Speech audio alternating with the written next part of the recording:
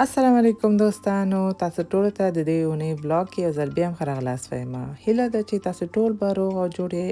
موږ هم الحمدلله ټول روغ جوړ یو.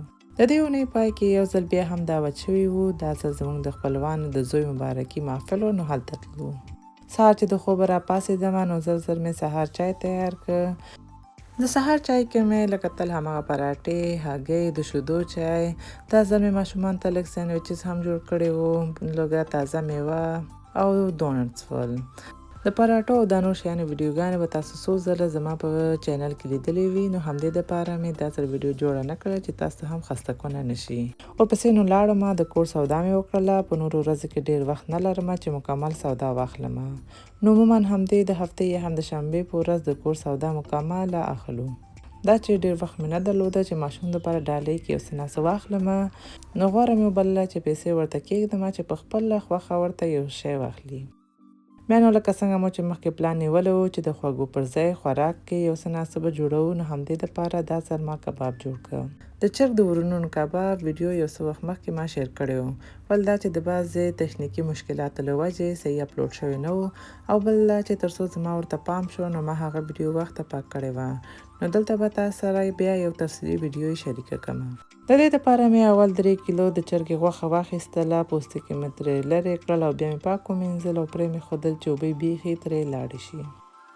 تر هغې مې یو کاسه کې 4 غټې قاشقې په اندازه مستې، 6 پلي هوږه، د 1 دانه لیمو اوبه، 2 وړې قاشقې مالګه، نیم پاکټ تندوري مساله، 1 قاشقه سیخ کباب مساله، د ښایسته سور رنګ دپاره 1 غټه قاشقه کشمیري سره مرچک، 1 قاشقه تور مرچکو پوډر، 1 وړه قاشقه د هوږې پوډر مې په یو کاسه کې واچو او سره ګډ مې کړ.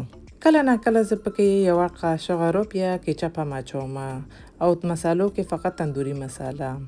ولې دا ځل تندوري مساله لږه وه، نو لږ سیخ کباب مساله مې هم واچولو. البته دا یو رقم مساله بیخي کافي وي، ضرور نه دی چې دواړه پکې واچوئ، او تندوري مسالې سره کباب بیا ډېر خوندور راځي. مساله چې تیاره شوه بیا مې غوښه پکې اضافه کړه او ښه مې سره میکس کړه، او 1 نیم ساعت دپاره مې همداسې اخته کړې پرېښوده چې دا مسالې ځان ته ښه صحیح جذب کړي. 1 نیم ساعت بعد مې دا ټوله غوښه د داش په پتنوس باندې کېښودله، د دوی په سر باندې مې غوړي هم واچول او بیا مې تیار ګرم شوي داش کې په 250 درجې سانتي ګریډ کې کېښودله چې پخه شي. د کباب په سر چې غوړي واچول شي نو ښه ښایسته سره کېږي هم او ډېر کلک هم نه لګي.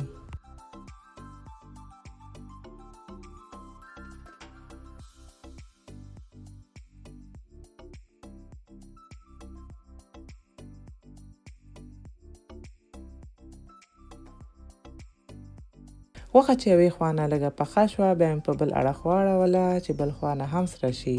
کله چې مې په بل اړخ واړوله نو دوباره مې پرې لږ غوړي واچول او بیا مې دوباره داش کې کېښوده. دا کباب مکمل 1 نیم ساعت نه تر 2 ساعته وخت نیسي چې ښه صحیح سره شي. کباب آهسته آهسته اوبه هم را پرېږدي. په آخر کې تاسو کولی شئ یو څو دقیقو دپاره د داش د پتنوس پاس خانه کې کېږدئ او درجه یې هم تیزه کړئ، دا چې به بیا ټول اوبه پکې ورکې شي او ښه صحیح به سره شي. تر هغې مې نو لوښی هم ورته تیار آماده کړ. یو غټ غوری کې مې اول د سلاد پاڼې کېښودلې چې دې سره غوری لا ډېر ښایسته ښکاري. ورپسې بیا همدا کباب کېښودل او منځ کې مې لږ ځای چپس دپاره خالي پرېښوده او چپس مې هم تیار ایښي وو چې سره شي.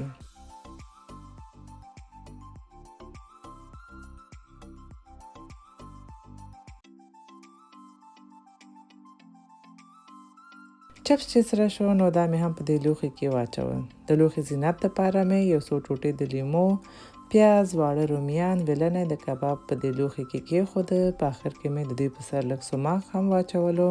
نو هر څه تیار شول او موږ هم آماده شو ولاړو. بس دوستانو ته به سوال پیدا شوی وي چې دا څومره ډېر مېلمستیاوې دي. نو اصلا خبره دا ده چې زموږ دلته ماشاءالله کورنۍ ډېره غټه ده. زه لا یوازې همدا نږدو خپلوانو سره تګ راتګ کوم، نو دومره مصروفه یم. نورو ته خو اصلا نه رسېږم، ځکه چې کور او ماشومان ته هم باید وخت ورکول شي. او زما خوښیږي چې تګ راتګ لږ خلکو سره وي، خو د تبې خلکو سره او هغو سره وشي چې انسان وکولی شي تر آخره سر ته ورسوي.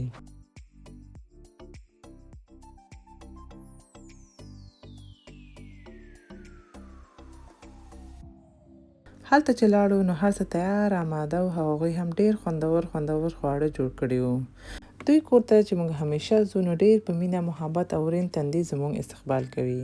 زما په نظر اصلا مهم ډوډۍ هم نه وي چې مکمل دسترخوان ډک وي، همدا چې کوربه په ډېر محبت استقبال وکړي همدا کافي وي.